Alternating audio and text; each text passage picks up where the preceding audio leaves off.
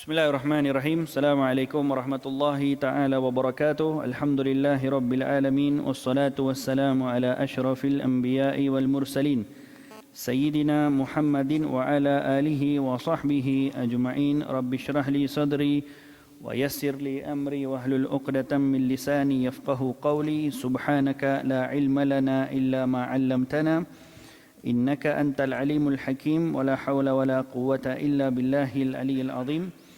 نوينا تعلم والتعليم والتذكر والتذكير والنفع والانتفاع والإفادة والاستفادة والحث على التمسك بكتاب الله وسنة رسوله صلى الله عليه وسلم والدعاء إلى الهدى وابتغاء مرضات الله وقربه وثوابه آمين اللهم آمين.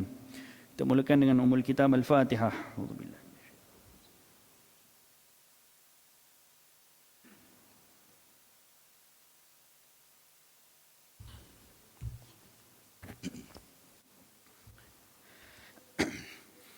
Alhamdulillah, segala puji dan syukur kita panjatkan kepada Allah Subhanahu wa taala dengan kurniaan hidayah dan taufik daripada Allah, dengan nikmat iman, dengan nikmat taqwa. Mudah-mudahan semua daripada kalangan kita dirahmati, diberkati hidup dan juga diberikan manfaat di atas perkongsian kita insya-Allah. Amin Allahumma amin.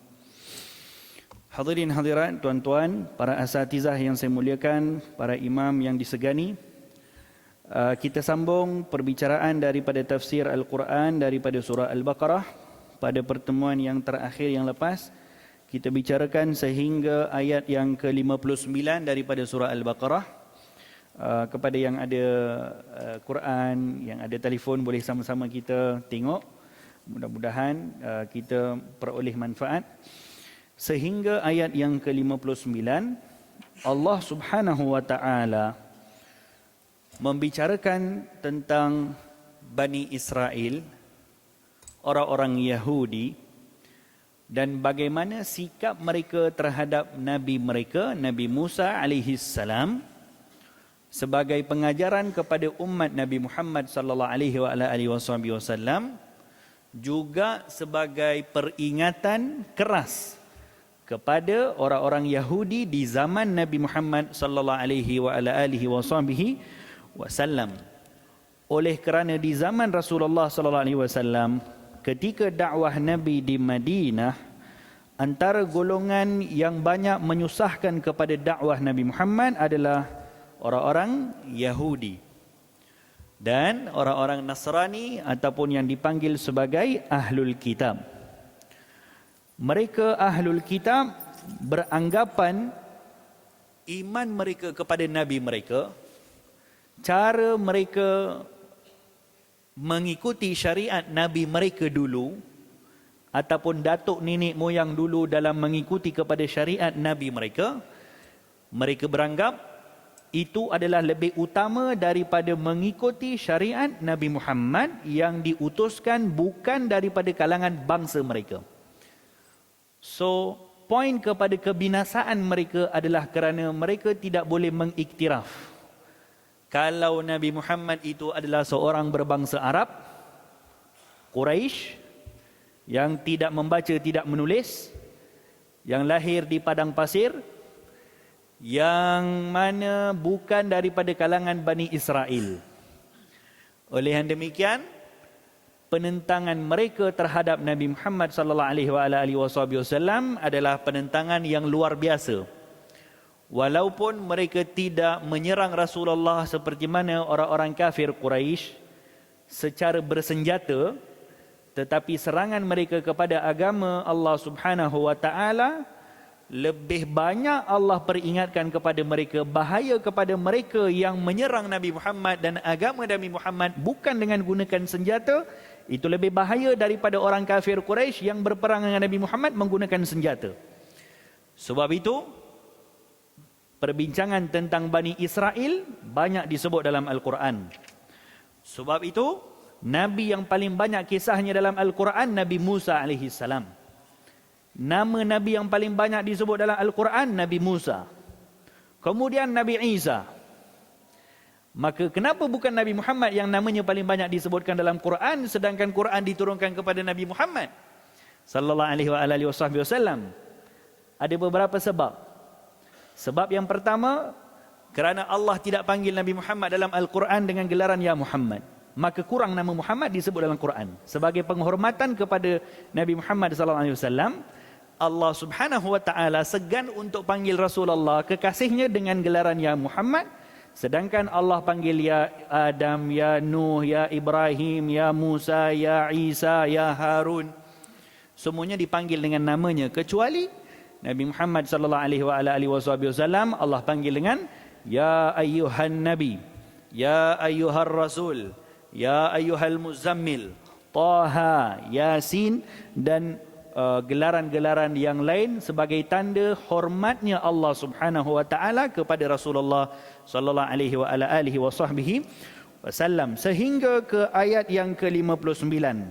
Diceritakan di sini bagaimana Bani Israel ataupun Ahlul Kitab daripada kalangan orang-orang Yahudi, setelah Allah Subhanahu wa taala memberikan nikmat ataupun kurniaan yang besar kepada mereka dengan diselamatkan daripada Firaun, dulu kita dah cerita, dengan mereka dibelahkan laut kepada mereka, kita dah cerita, dengan mereka bila mana di Tur Sina, sepanjang perjalanan mereka Allah berikan kepada mereka naungan awan supaya tak kena panas, kita dah cerita. Mereka diberikan makanan daripada langit, manna wa salwa, kita dah cerita. Sampailah kepada ayat yang ke-59, Allah menyebutkan fabaddala alladhina zalamu qawlan ghaira alladhi qila lahum. Maka mereka Bani Israel ataupun mereka orang-orang Yahudi telah menukarkan perintah Allah Subhanahu wa taala yang tidak Allah perintahkan kepada mereka. Perintah Allah adalah pada ayat yang ke-58, iaitu Allah perintahkan kepada mereka Bani Israel, wa idh qulna, wahai Bani Israel, kami telah ketika mana kami berkata kepada mereka, udkhulu hadhil qaryah, masuklah ke kampung ini, masuklah ke bandar ini, masuklah ke tempat ini. Tempat yang dimaksudkan di sini adalah Baitul Maqdis di Palestin. Maka daripada semenanjung Sinai, mereka disuruh oleh Allah untuk mengiringi Nabi Musa alaihissalam supaya masuk ke bumi Palestin. Dengan beberapa cara Allah suruh, bukan suruh masuk gitu je. Dengan beberapa cara, dengan beberapa syarat. Syarat yang pertama kata Allah, fakulu minha haitsu syi'tum ragada. Kamu masuklah ke bumi Palestin, fakulu minha, dan makanlah daripada apa pun yang kamu nak makan daripada bumi tersebut. Sebahagian ulama menyebutkan ini adalah sebagai salah satu isyarat daripada Allah Subhanahu wa taala keberkatan tumbuh-tumbuhan, keberkatan makanan yang ada di bumi Palestin. Dan itu disebutkan secara jelas dalam ayat yang lain. Ketika Allah sebutkan tentang Isra dan Mi'raj. Isra, Mi'raj disebut dalam ayat yang lain. Allah bicarakan tentang Isra, subhanalladzi asra bi'abdihi lailan minal masjidil haram ilal masjidil aqsa. Lepas tu apa? Alladzi barakna haulahu. Allah berikan sifat Masjidil Aqsa di situ ialah alladzi barakna haulahu, yang kami berkati sekelilingnya, yakni sekeliling Al-Aqsa itu diberkati, disebut dalam Al-Quran. Apa yang diberkati di situ? Yakni yang diberkati adakah batu-batu di Masjidil Aqsa? La. Yang diberkati di situ adalah beberapa perkara. Yakni pertama sekali adalah diberkati kerana di situ adalah tempat peninggalan para nabi-nabi. Di situ terdapat kubur para anbiya. Di situ juga yang diberkati, yang dimaksudkan ialah semua yang ada di sekitar Masjidil Aqsa, daripada tumbuh-tumbuhannya, daripada minumannya, daripada pokok-pokoknya. Dan itu juga dibuktikan dalam kajian sains. Yakni kajian moden juga mengatakan antara tempat yang paling subur tumbuh-tumbuhan adalah Palestin. Yang paling sedap buah zaitunnya Palestin. Yang paling bagus dia punya kualiti minyak zaitun Palestin. Dan juga yang berdekatan dengan Palestin seperti negara-negara ataupun seperti Jordan, Syria dan sebagainya. Mudah-mudahan Allah berikan kepada mereka kesabaran di atas musibah yang ditimpakan kepada mereka. Itu yang pertama Allah sebutkan kepada mereka, masuklah ke bumi Palestin dan kamu makanlah apa pun yang kamu nakkan. Pada masa yang sama dalam surah dalam ayat yang akan datang nanti kita akan bicarakan, bagaimana Allah Subhanahu wa taala mengharamkan kepada Bani Israel beberapa jenis makanan. Bani Israel diharamkan kepada mereka beberapa jenis makanan. Contoh, mereka diharamkan untuk tangkap ikan pada hari Sabtu. Yang semua yang diharamkan tu tak logik. Sengaja Allah berikan kepada mereka mengharamkan sesuatu benda yang tak logik sebab untuk menguji iman mereka. Sebab mereka ni degil.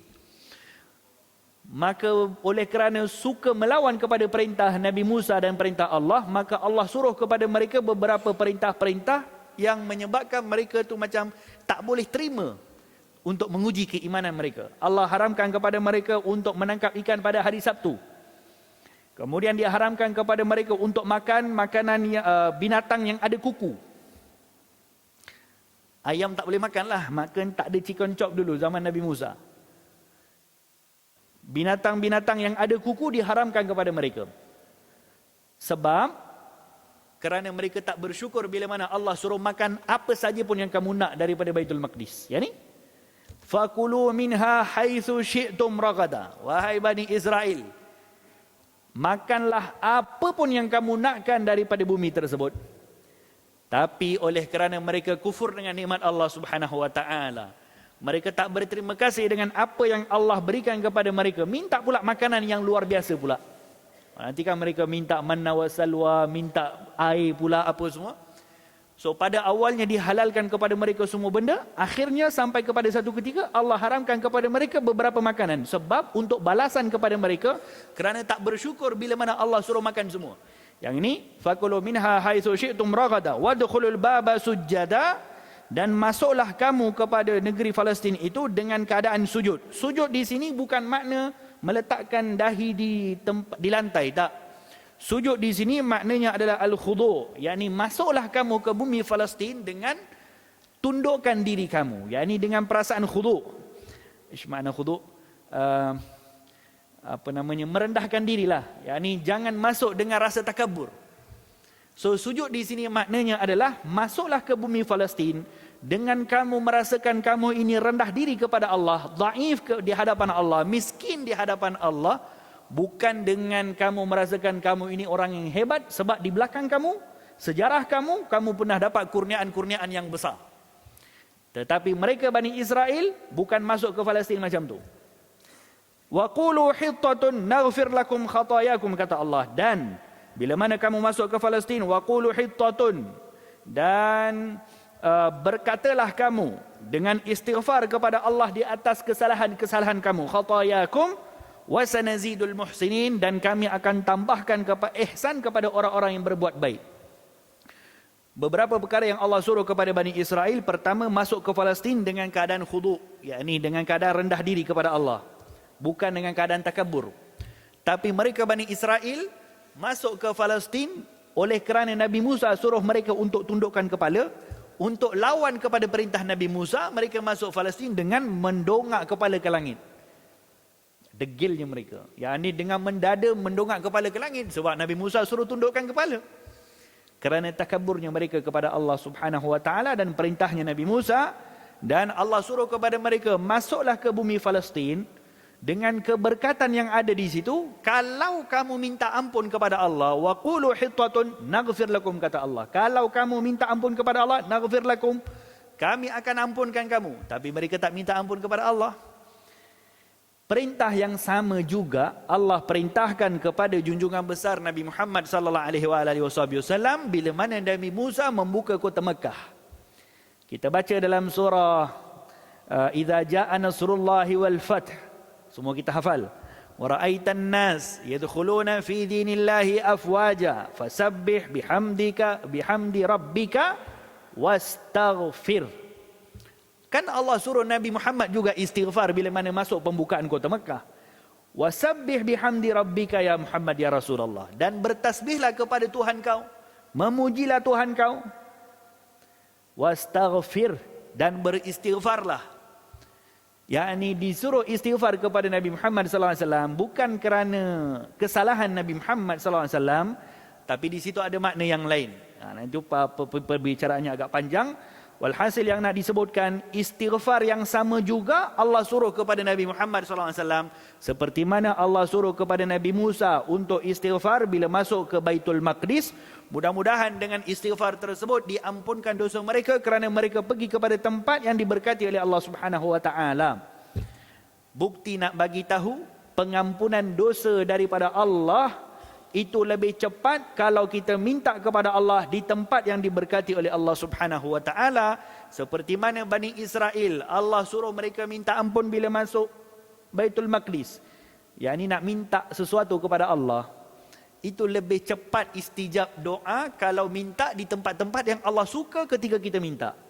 Di masjid, selepas kita solat, di waktu yang Allah suka untuk kita minta, di awal pagi ataupun 1/3 malam yang terakhir. Itu waktu-waktu yang sangat Allah suka untuk pandang kita bila mana kita minta.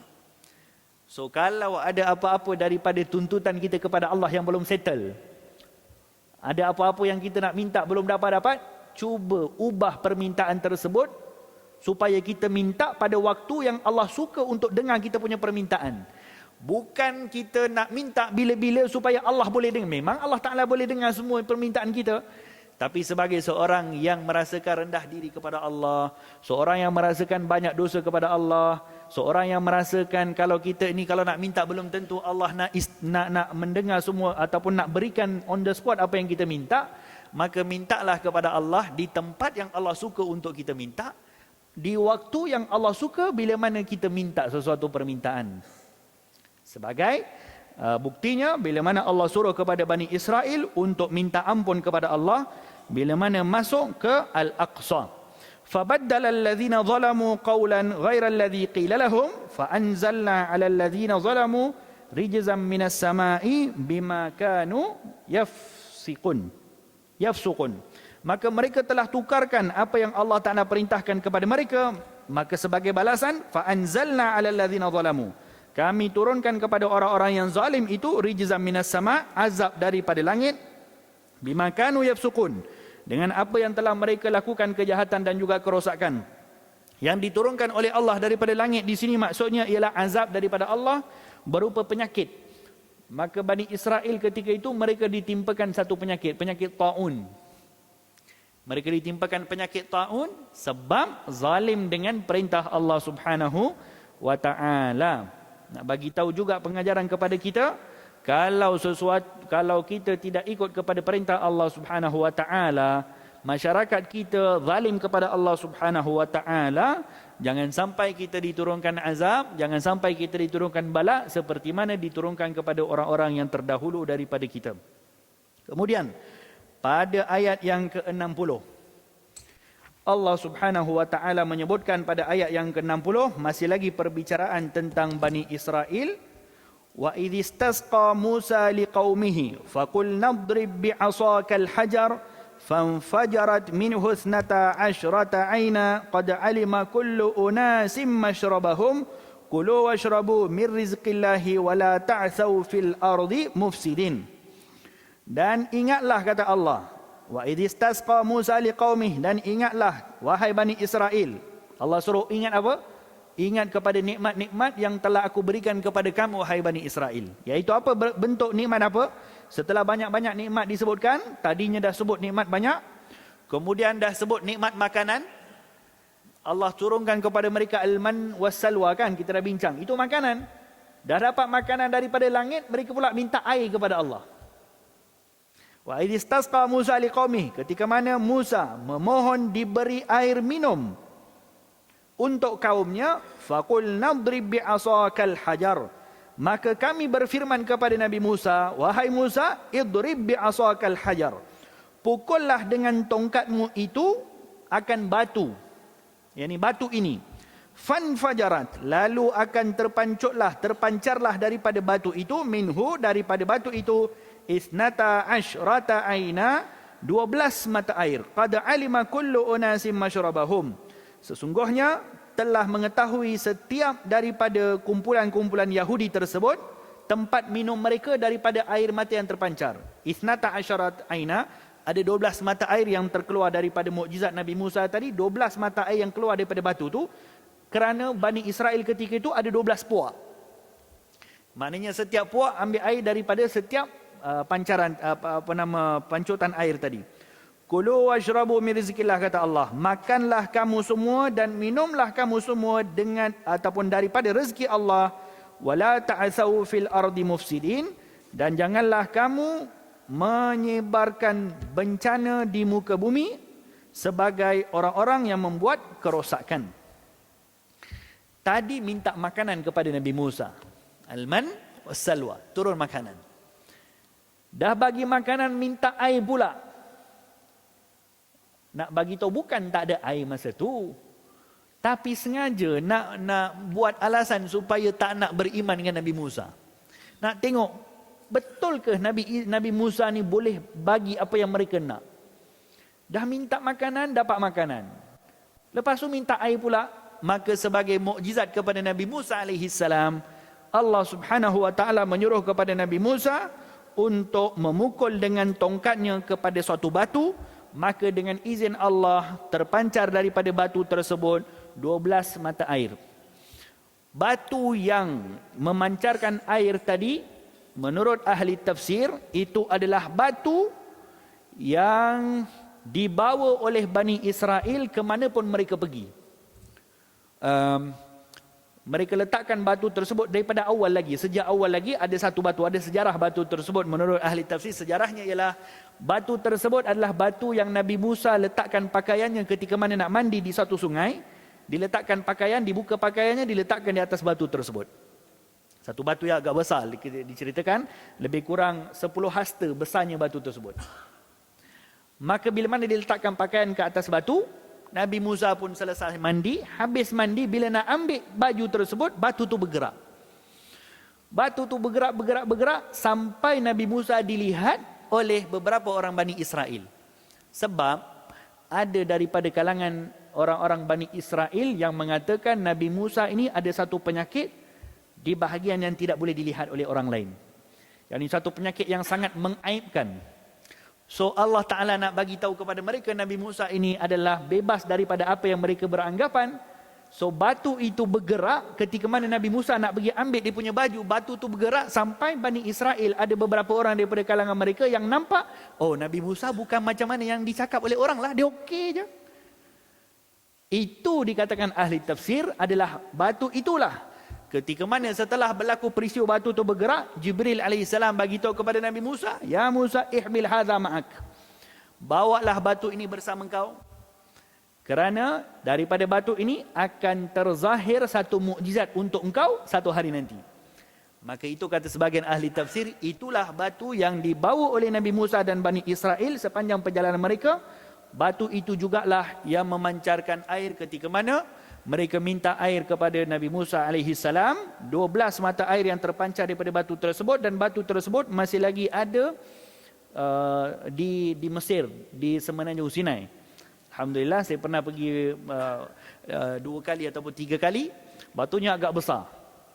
Dan sekarang ni kalau dikira masih lagi cukup, ada semacam ada 12 tempat yang ada berlubang daripada batu tersebut.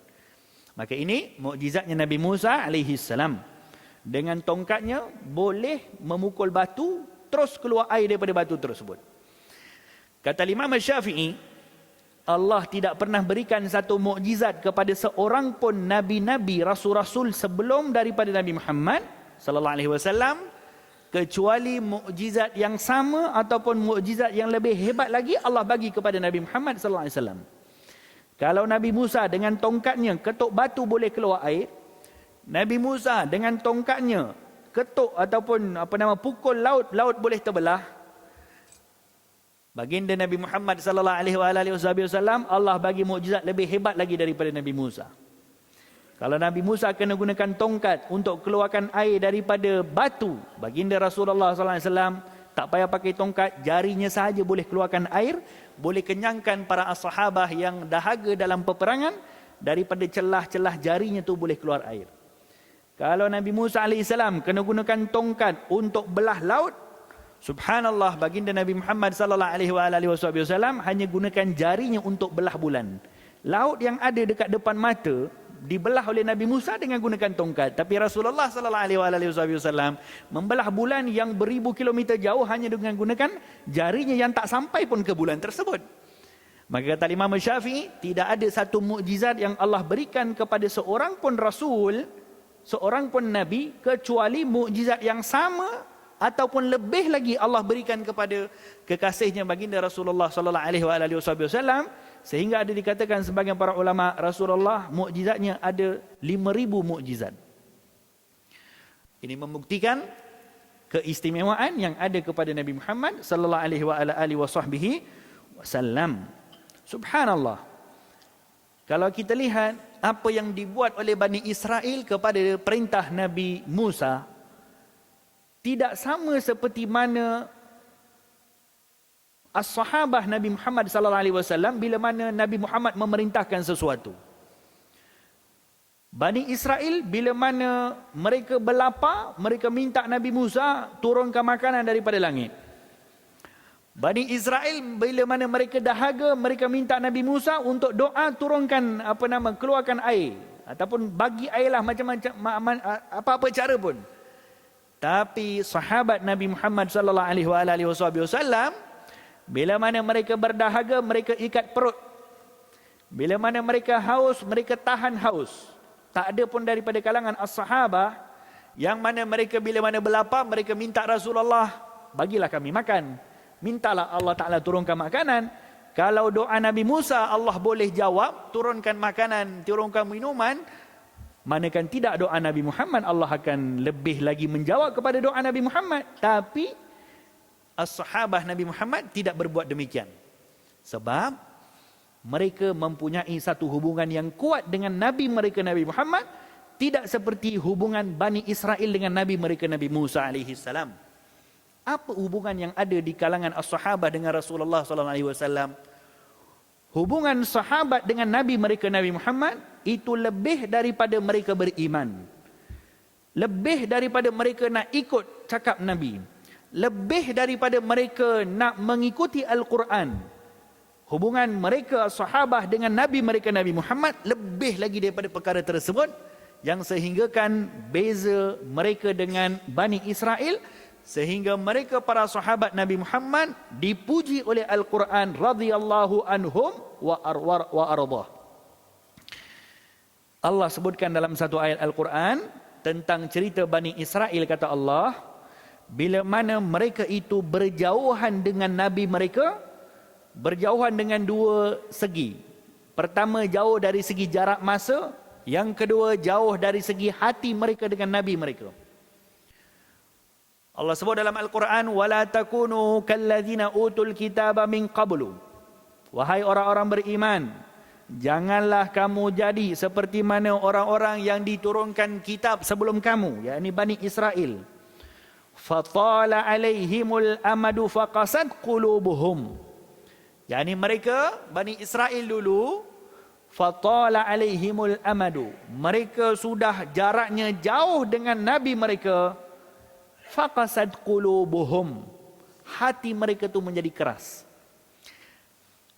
Allah sebut dalam Quran, jauh dengan Nabi menyebabkan Bani Israel hatinya jadi keras. Jauh dari segi apa Bani Israel? Bukan hanya saja jauh dari segi jarak, tapi jauhnya hati mereka dengan Nabi mereka. Oleh yang demikian, kepada umat Nabi Muhammad sallallahu alaihi wasallam, kita, hubungan kita dengan Nabi kita bukan hanya setakat beriman. Kalau hanya setakat beriman, Allah tak sebut macam tu kepada Bani Israel. Bani Israel pun ada daripada kalangan mereka yang beriman. Tetapi hubungan yang perlu kita bina dengan Nabi kita lebih lagi daripada kita beriman kepada Nabi kita. Iaitu apa? Allah sebut dalam satu ayat yang lain. Setelah sebut ayat tadi, kata Allah Subhanahu wa taala, "Walladzina amanu bihi." Dan orang-orang yang beriman kepada Nabi tersebut, yakni Nabi Muhammad. Wa azzaruhu. Ini Allah sifatkan para sahabah ni. Tadinya Allah sifatkan Bani Israel dengan Nabi Musa. Sekarang dalam ayat lain Allah sifatkan bagaimana hubungan para sahabat dengan Nabi Muhammad sallallahu alaihi wasallam yang berbeza. Yaitu apa hubungan as-sahabah dengan Nabi Muhammad? Kata Allah, "Walladzina amanu bihi." dan orang-orang yang beriman dengan Nabi Muhammad, dengannya, yakni dengan Nabi Muhammad, wa azzaruhu, mereka mengagungkan Nabi tersebut, wa nasaruhu, mereka membantu agama Nabi tersebut. Kemudian yang ketiga baru Allah sebutkan, wattaba'un nural ladzi unzila ma'ahu. Yang ketiga, mereka mengikut kepada apa yang diturunkan kepada Nabi tersebut, yakni Al-Quran. Subhanallah, dalam Quran Allah sebutkan mengikuti Al-Quran nombor 3. Sebagai tanda nak bagi tahu seseorang tu tak boleh ikut Al-Quran kalau tak agungkan Rasulullah. Sebab macam mana dia nak faham Al-Quran dalam hatinya tak ada Rasulullah. Wa azzaruhu, mengagungkan beliau nabinya, wa nasaruhu, membantu agama nabinya, kemudian wattaba'un nur, kemudian barulah mengikuti kepada Al-Quran yang diturunkan kepada Nabi tersebut. Dua sifat yang awal ini tak ada kepada Bani Israel dulu, yang menyebabkan mereka itu dikatakan dalam Quran jauh dengan Nabi mereka. Iaitu apa? Mengagungkan Nabi mereka dan juga membantu agama Nabi mereka. Itu perkara kalau luput daripada hati kita, maka kita juga akan ditimpakan penyakit yang sama yang ditimpakan kepada Bani Israel, iaitu qasad qulubuhum. Hati itu akan jadi keras. Tidak cukup dengan hanya syahadah. Tidak cukup dengan kata asyhadu an la ilaha illallah wa asyhadu anna Muhammadar Rasulullah. Sebab Bani Israel dulu pun ramai orang yang syahadah, mengaku Allah sebagai tidak ada Tuhan selain Allah, Nabi mereka sebagai Rasul, tapi tetap hati mereka tu jadi keras sebab tidak ada dua elemen tadi tu, iaitu mengagungkan Nabi tersebut. Apa yang nak diagungkan Nabi ni? Agungkan segala perkara yang ada kaitan dengan Nabi tersebut. Agungkan sirahnya dipelajari, nabinya dikenali, sunnahnya diamalkan, tidak perkecilkan kepada sunnahnya, berbangga bila mana nama Nabi itu disebut, berbangga dengan ada satu-satu majlis yang menceritakan tentang sirah, ceritakan tentang apa-apa pun, memuji Nabi tersebut. Ini semualah yang dituntut di dalam Al-Quran sebagai tanda mengagungkan Nabi SAW.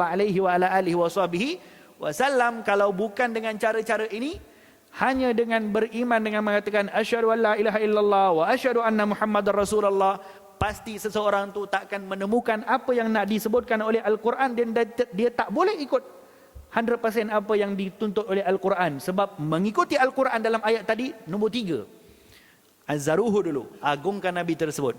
Kerana kalau bukan kerana Nabi ni kamu tak kenal Al-Quran, kalau bukan kerana Nabi ini kamu tak tahu itu solat, zakat, puasa, semuanya kamu tak tahu. Kenali Nabi Muhammad sallallahu alaihi wasallam sebelum daripada kita mengamalkan ataupun merasakan betapa manisnya beramal dengan syariat Nabi Muhammad.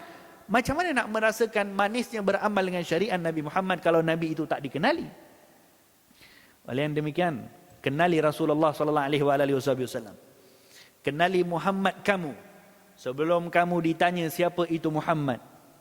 Bila agaknya akan ditanya siapa itu Muhammad? Di alam kubur nanti. Dalam Sahih Bukhari ada satu hadis diceritakan daripada Nabi sallallahu alaihi wasallam, kata Nabi, innal abda idza wudi'a fi qabrihi, seseorang hamba bila mana diletakkan dirinya di jenazahnya di kubur nanti, fatawalla anhu ahluhu, maka seluruh ahli keluarganya itu pun tinggalkan orang tadi, kitalah nanti ni, hatta sami'a qar'ani alihim, sehingga orang tadi dalam kubur tu mendengar tapak kaki orang seorang demi seorang yang tinggalkan dia nanti. Fa'atahul malakani, maka akan datang kepada orang tersebut dua orang malaikat. Fa'aiqadhahu wa sa'alahu, dan akan dibangunkan orang tersebut, maka akan ditanya kepada orang tersebut. Apa yang akan ditanya kepada orang tersebut? Kata dalam hadis ini mengatakan, malaikat akan tanya kepada orang ini, madza taqul li hadzal rajul ismuhu Muhammad. Ya fulan, apa yang kau tahu tentang seorang lelaki yang namanya Muhammad? Subhanallah. Yani ada hadis yang menyebutkan sebelum ditanya man rabbuka wa ma dinuka wa ma qiblatuka wa ma imamuka, ditanya dulu apa yang kamu tahu tentang seorang lelaki yang namanya Muhammad. Maka disebutkan dalam hadis, fa ammal mu'min, sesungguhnya orang-orang mukmin ketika itu, fayaqul, maka akan berkata orang mukmin, Asyhadu annahu abdullah wa rasuluh.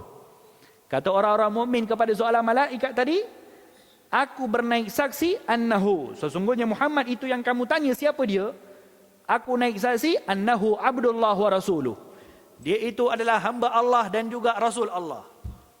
Maka malaikah yang bila mana dengar jawapan daripada orang-orang mukmin yang dia sebut tentang Nabi Muhammad sallallahu alaihi wasallam, kata malaikah, unzur maq'adaka finnar, ya fulan, tengok ni kau punya tempat di neraka. Laqad abdalakallah bihi, Allah telah tukarkan tempat engkau dalam neraka ni. Kalau engkau tak dapat jawab soalan siapa itu Muhammad, ini tempat engkau dalam neraka yang asalnya. Tapi laqad abdalakallah bihi, dengan Muhammad ini, bihi dengan Muhammad ini, dengan kau tahu siapa itu Muhammad, laqad abdalakallah, Allah telah tukarkan tempat engkau maq'adan fil jannah, tempat di syurga. Maka dilihatkan kepada orang tersebut tempat di syurga. Sebab apa? Sebab kenal kepada Muhammad. Sebab boleh jawab kepada soalan malaikah itu, apa yang kau tahu tentang seorang lelaki yang namanya Muhammad sallallahu alaihi wa ala alihi wa sahbihi wasallam.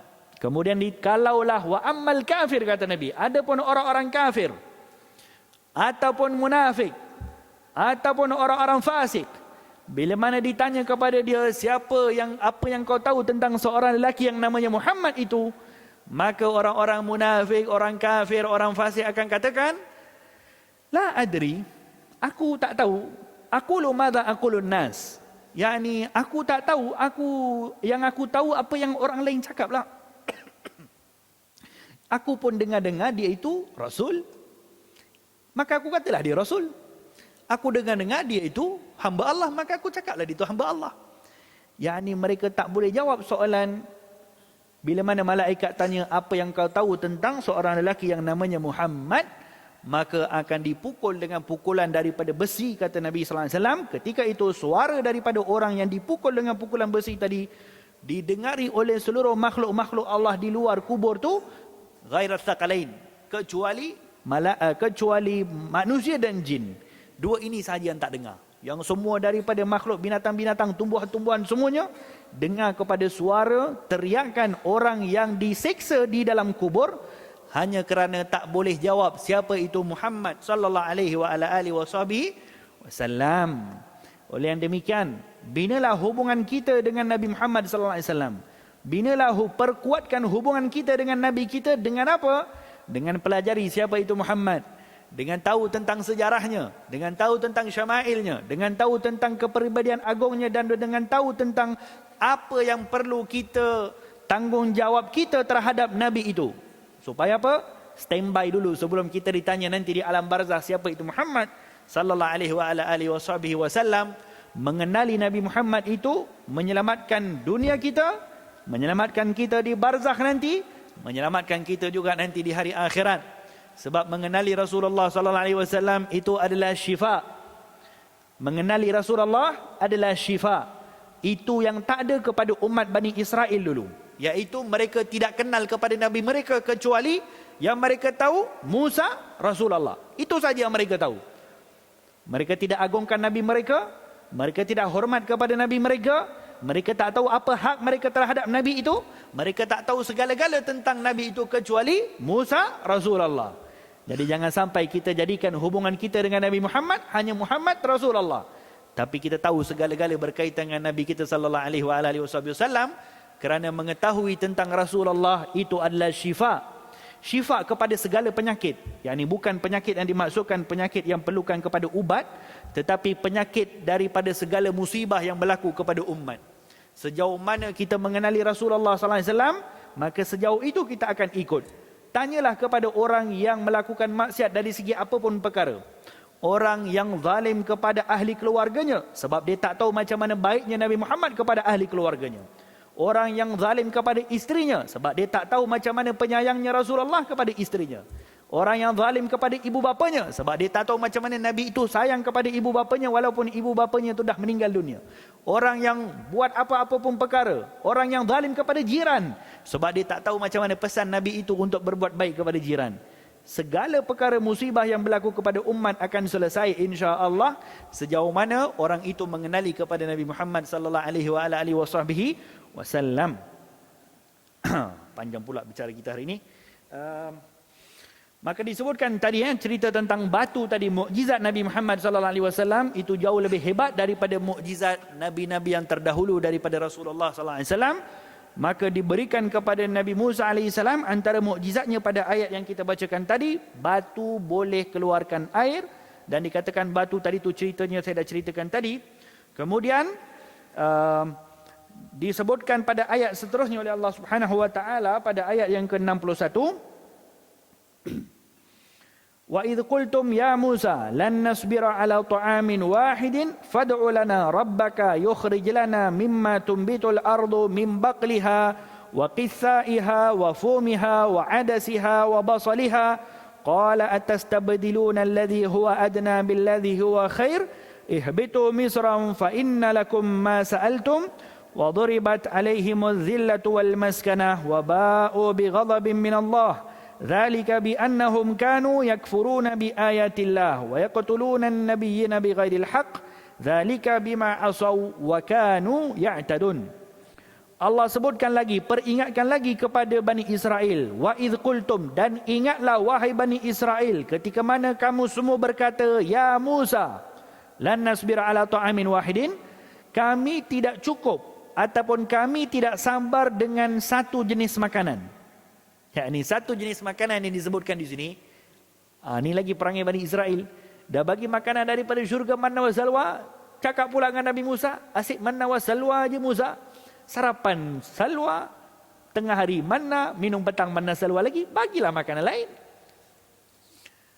Dah dapat makanan syurga, masih lagi tak puas. Lan nasbira ala ta'amin wahidin.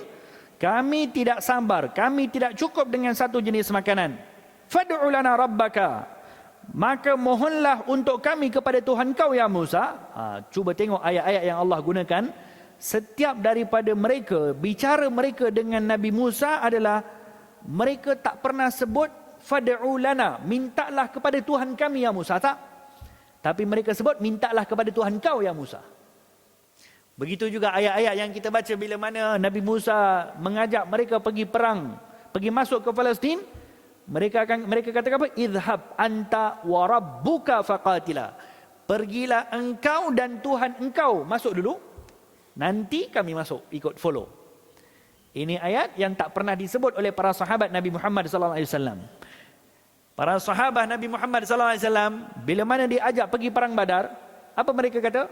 Mereka tak cakap macam mana Bani Israel cakap kepada Nabi Musa. Walhal Nabi Musa ketika mengajak Bani Israel, pasti kalau mereka ikut, mereka akan diberikan bantuan apapun yang mereka nak. Sebab mereka dah dapat bukti-bukti bantuan. Tapi para sahabat Nabi Muhammad sallallahu alaihi wasallam, kita berikan laluan sekejap untuk azan. Allah. Para sahabat Nabi Muhammad sallallahu alaihi wasallam bila mana diajak untuk perang Badar, maka yang mereka katakan kepada Nabi sallallahu alaihi wasallam bila mana ajak pergi perang Badar, yang confirm kalau ketika itu mereka tahu kalau pergi memang mati, sebab 300 orang nak lawan 1,000 orang.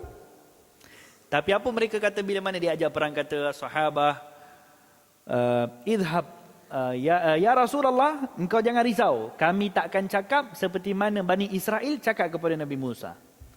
Bani Israel cakap kepada Nabi Musa, idhab anta wa rabbuka faqatila, pergilah engkau dengan Tuhan kau perang. Idhab anta wa rabbuka faqatila inna hahuna qa'idin, kami akan tunggu ke sini. Bani Israel kata, kami tunggu sini, engkau dengan Tuhan kau pergi masuk dulu perang, nanti dah menang baru ajak kami masuk.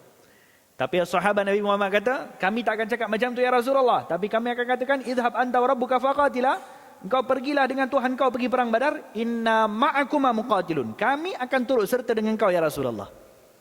Sampaikan bila sampai ke tempat peperangan Badar, mereka kata kepada sesaling mereka kata, al-harbu ma'aman harabta ya Rasulullah. Ya Rasulullah, kami akan berperang dengan siapa engkau suruh berperang.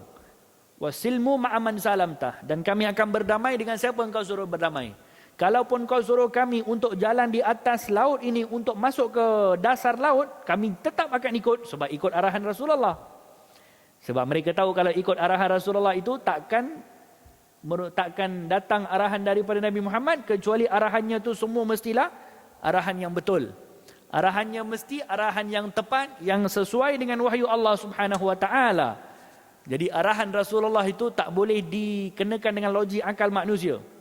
Sebab Allah dah bagi tahu dalam Al-Quran, "Wa ma yantiqu anil hawa in huwa illa wahyun yuha."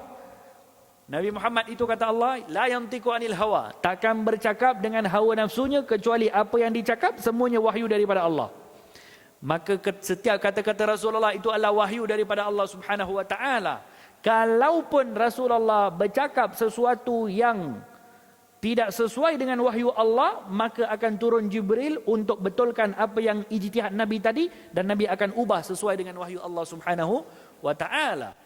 Itu yang diamalkan oleh para sahabat. Apa yang mereka dengar daripada Nabi, semuanya diikut, tak dikenakan dengan logik akal. Sampai ada ceritakan seorang sahabat Nabi suruh pergi musafir jauh, dan Nabi suruh dia ikut jalan ni, yang ni dihantar dakwah untuk pergi jauh. Kemudian jalan yang Nabi suruh ikut jalan ni. Dia pun dengan beberapa kumpulannya, beberapa orang yang menaiki kenderaan masa tu, naik kuda, ikut jalan yang Nabi suruh ikut, sampai-sampai tengok tepi laut. Tapi mereka tak letakkan logik akal dengan arahan Rasulullah. Rasulullah arahkan untuk ikut sini. Boleh saja dengan mereka beranggapan, ini dah sampai laut ni, entah-entah kita silap jalan. Entah-entah Nabi tersalah cakap, Nabi tak tahu kot sini ada laut. Tak. Bukan itu yang terlintas dalam logik akal sahabat ketika itu.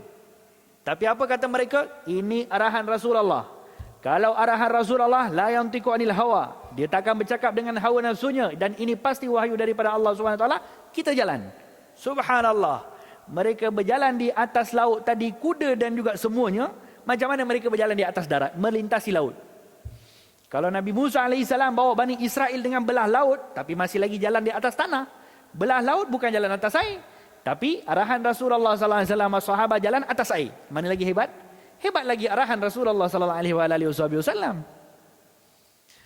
Begitu juga dengan seorang sahabat, bila mana dia masak makanan, masak seekor kambing untuk Nabi dan beberapa sahabat.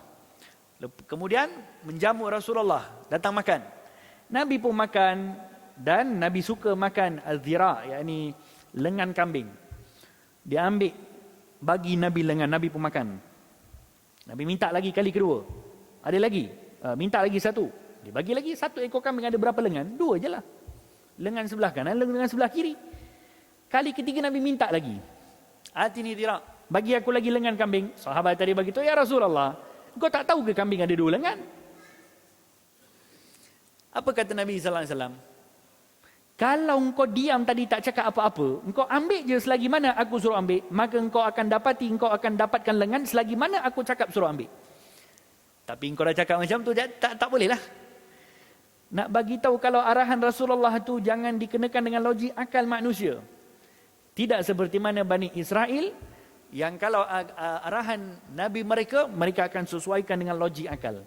Sebab tu golongan-golongan yang sesuaikan syariat ini dengan logik akal, mereka takkan menemui jalan kebenaran. Sebab akal kita ni Allah tak cipta untuk sesuaikan dengan syariat. Terbalik. Allah tak cipta syariat untuk sesuaikan dengan logik akal.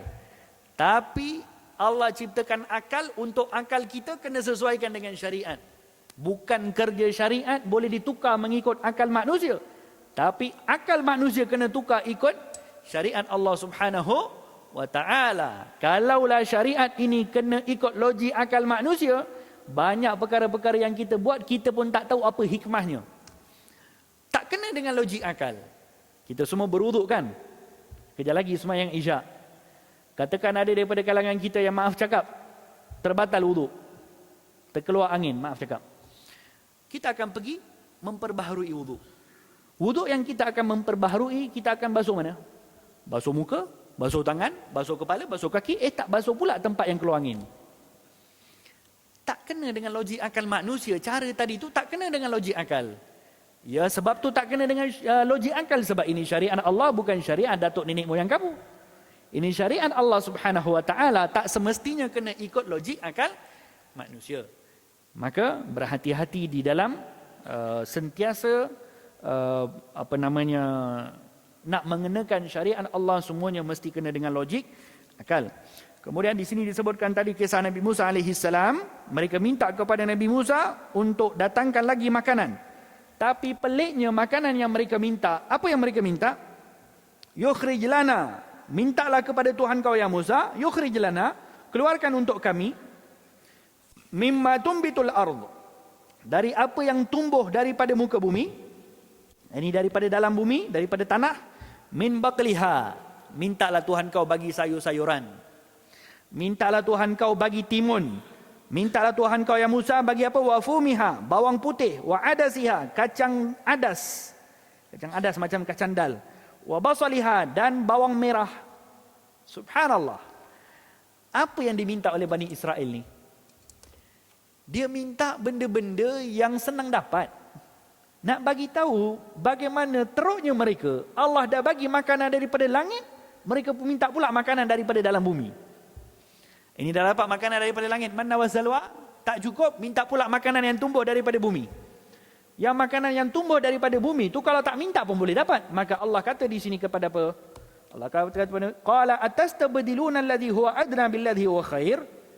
Wahai kaum, adakah kamu semua mahu menggantikan sesuatu yang baik Allah bagi dengan sesuatu yang kurang baik? Yakni sesuatu yang baik tadi tu Allah bagi itu sesuatu yang besar, Allah bagi manna wa salwa, makanan daripada langit, benda-benda hebat Allah bagi, tiba-tiba kamu minta pula benda yang kecil. Ihbitu Misra, kata Allah, masuklah kamu ke suatu bandar, fa innalakum ma sa'altum, maka sesungguhnya kamu akan dapat apa yang kamu minta. Ini apa yang Allah nak sebutkan kepada mereka. Masuklah kamu ke satu bandar. Satu bandar di sini, sebagian ahli tafsir kata mana-mana tempat. Yani Mesir itu maknanya bukan saja Mesir, itu maknanya Mesir, Egypt. Itu juga antara makna, tapi sebagian ahli tafsir kata Mesir itu maknanya dalam bahasa Arab adalah tempat. Jadi seolah-olah Allah nak bagi tahu, ihbitu Misra, pergilah kat mana-mana tempat pun kau nak pergi, kau akan dapat makanan-makanan. Itu tak payah minta kepada Nabi Musa. Dekat Shah Alam pun ada. Dekat mana-mana pun ada. Bawang, kat Giant melambak bawang. Ini susah-susah kamu nak suruh Nabi Musa minta kepada Allah supaya keluarkan bawang putih, keluarkan bawang merah, keluarkan timun, keluarkan apa sayur-sayuran. Benda-benda besar Allah bagi, kamu minta pula benda-benda yang kecil. Nak bagi tahu betapa teruknya mereka. Tak bersyukur. Benda besar Allah bagi, tak bersyukur pula minta benda yang kecil. Kan kadang-kadang ada orang macam tu. Kadang-kadang ada orang semuanya hebat-hebat. Tiba-tiba dia dapat benda yang kecil, sangat takjub kepada dia. Ada kisahkan dulu ada seorang raja yang satu hari bila mana dia jemput di satu tempat, dia diberikan kerusi kayu. Raja mana duduk kat kerusi kayu? Kerusi kayu yang duduk dekat tepi-tepi lantai apa semua. Dia duduk kat kerusi kayu, maka dia pun duduk dengan sangat seronok. Dia kata, best lah kerusi ni. Padahal itu bangku sekolah. Sebab apa? Sebab dalam hidupnya tak pernah duduk kerusi macam tu. Dalam hidupnya duduk semua kerusi Masya Allah, Tabarakallah. Tapi satu hari bila duduk kerusi kayu, dia rasa seronok betul duduk kerusi kayu. Sebab tak pernah duduk. Nak bagi tahu kadang-kadang ada yang sentiasa benda-benda besar Allah bagi kepada seorang. Tapi bila mana benda kecil Allah bagi kepada orang tu, yang benda kecil itu di sisi mata orang-orang yang biasa, itu benda biasa. Ada daripada kalangan ahli kerabat saya, menetap di di New Zealand dengan keluarganya lah. Maka hari-hari travel balik Malaysia apa semua tu dengan kapal terbang lah. Satu hari bila nak bawa anak-anaknya tu balik ke Malaysia, nak jalan-jalan daripada Johor Bahru nak pergi Pulau Pinang, bergaduh. Anak dengan mak bapak bergaduh. Bergaduh sebab apa? Bapaknya nak naik flight, anaknya menangis nak naik bas. Hari-hari naik flight, boring lah hari-hari naik flight. Maka bergaduh sebab menangis sebab naik bas. Subhanallah. Itu sebab hari-hari dah dapat benda best, maka benda-benda yang simple yang orang lain dapat pun kadang-kadang dia rasa best. Itu. Tapi bukan nak bagi tahu tu perangai Bani Israel lah, tak ada kena-mengena pun. Nak bagi tahu macam mana Bani Israel, Allah dah bagi benda-benda hebat, tiba-tiba mereka nakkan pula benda-benda yang simple, yang anytime boleh dapat. Faduribat alaihimuz zillah, kata Allah, kemudian ditimpakan kepada mereka kehinaan, kepapaan, dan mereka kembali dengan kemurkaan dari Allah. Sebab mereka zalim dengan nikmat Allah. Dzalika bi annahum kanu, yang demikian itu adalah kerana apa? Mereka kufur dengan Allah, kufur dengan ayat Allah, dan mereka membunuh nabi-nabi mereka. Sebahagian ahli tafsir kata pernah Bani Israel satu hari membunuh 300 nabi mereka, nabi Bani Israel. Sebab yang namanya nabi ada daripada kalangan mereka yang mereka kenal, yang mereka tak kenal. Nabi itu bukan semuanya dikenali. So diceritakan ada ahli tafsir, ada pernah mereka membunuh satu hari, pernah mereka membunuh 300 nabi. Zalika bima asaw wa kanu ya'tadun, yang demikian itu adalah kerana mereka menderhaka dan mereka sentiasa mencerobohi apa yang Allah perintahkan kepada mereka. Maka ini sebahagian daripada ayat-ayat Al-Quran yang menceritakan tentang betapa Bani Israel adalah kaum yang sangat teruk, yang diceritakan kisahnya banyak. Dah banyak kita bincang daripada berapa bulan dah kita punya kelas. Tak habis-habis lagi bincang Bani Israel. Sebab mengambil pengajaran kepada kita. Supaya banyaknya cerita yang disebutkan tentang seseorang dalam Quran sama ada dua. Banyaknya cerita seseorang sama ada dua. Kerana baiknya dia ataupun buruknya dia. Kalaulah macam tu juga dalam kehidupan harian kita kan. Banyaknya cerita tentang seseorang, sama ada orang memuji akan kebaikan yang tak putus-putus, ataupun orang menghinanya hari-hari tak putus-putus. So ini sifat banyak cerita dalam Al-Quran yang menunjukkan betapa hinanya mereka di hadapan Allah Subhanahu wa taala. Mudah-mudahan Allah berikan kepada kita kefahaman, mudah-mudahan Allah berikan kepada kita jalan yang benar untuk mengikuti Rasulullah sallallahu alaihi wasallam seperti mana yang diikuti oleh orang-orang terdahulu daripada kita, sahabat, tabi'in, tabi'in, dan juga orang-orang terdahulu daripada kita, insyaallah. Hadza billahi taufik. Allahumma inna na'udzubika min ilmin la yanfa' wa na'udzubika min qalbin la yakhsha wa na'udzubika min du'ain la yustajab wa na'udzubika min amali la yuqbal bi rahmatika ya arhamar rahimin. Wa sallallahu wasallam ala khairi khalqi sayyidina Muhammadin wa ala alihi wa sahbihi wasallam. Walhamdulillahi rabbil alamin. Wassalamu alaikum warahmatullahi wabarakatuh.